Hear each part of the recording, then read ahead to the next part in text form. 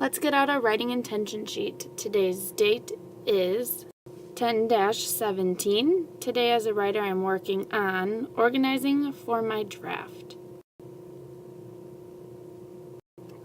Today I want to teach you that before writers put any project together, they organize their materials and make sure they have the right amount of materials. They test out whether all the materials really fit with the project plan. Let me tell you how I usually organize my materials to get ready for drafting. I know in your binder you have boxes and bullets, you have stories, and you have essays that you've written. I would be going through my materials and look over them. I go through a couple of steps. Here they are listed. Here are the steps to take down before you draft. 1. Reread a piece of evidence. 2. Look for parts that match your reason, which you can underline.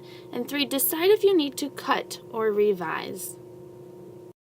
Watch me go through the steps on my list. As I do each one, give it a little mental check. Remember, what matters most is that I only keep the materials that exactly support what I want to say. Let me start with this reason. My father taught me to love work. Remember, that's my reason. Story of my dad taking me sailing and telling me he couldn't wait to get back to his job after summer vacation. Story of my dad making waffles for doctors and patients at work Christmas morning. So this is the material I want to include in my section. First, I'll reread the story and look for sections that match my reason. My father taught me to love work. When I find sections that go with my reason, I'll underline them. That will help me check that this evidence matches my reason. I can only underline parts that match my father taught me to love work. Read along as I read and give me a thumbs up when you see a part you think I should underline. At the end of summer, my father took me sailing. We went off together in our little boat with lots of sandwiches and lemonade that Mom packed. Should I be underlining? No, I don't see anything about how my father taught me to love work. Let me keep reading. We sailed all day long, then we turned around to go home. Show me with your thumb. Should I underline anything? No, nothing about my father teaching me to love work. My father whistled as we sailed back to the arbor as the sun set. I'm glad vacation is over, he told me. Why? I was shocked. I miss work, he said. Show me with a thumb. Do you think I need to underline anything?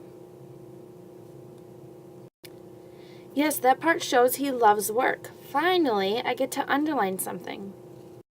I'm glad vacation is over, he told me. Why? I was shocked. I miss work, he said. That's what I'm underlining because that was showing me how my father taught me to love work. Seeing him so happy to go to work made me realize work could be wonderful. Oh, I'm definitely underlining that part. This part shows me that he taught me to love work. So now let me look at what I've underlined. I've underlined a part about my dad showing me that he loves work, and a part that shows he taught me to love work. So this story does match my reason, but not every bit of it matches. And I only have one bit that really matches my reason. I think I need to revise this. I'll add more to the parts that do support my reason and cut the parts that don't support my reason. Writers, you should be making some mental checks. First, I reread. Then I looked for parts that matched my reason, and now I'm going to revise and cut. Right now, this is just to practice. Take out your binder and pull a story out. In a minute, we're going to reread the story and underline the parts that match your reason. Be critical. That means be hard on yourself. If you aren't absolutely sure if a part matches your reason, don't underline it. Only underline parts that match. Remember to keep your reason in mind. Just like I did, ask, does this show, like mine was how my dad taught me to love work? And then fill in your reason. Okay, quickly do that now. Thumbs up when you're done.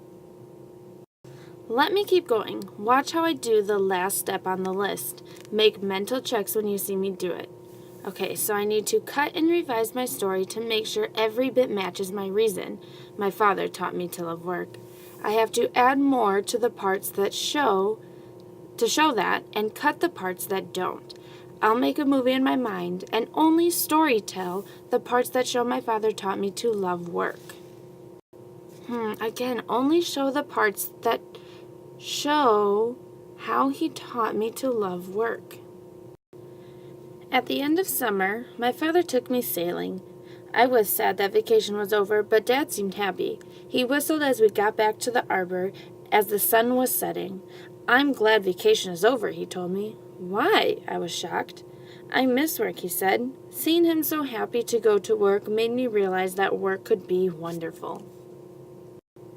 Writers, did you notice the way I revised to add more parts that matched my reason and cut parts that didn't? This is intellectually demanding and challenging work. So now you'll try this.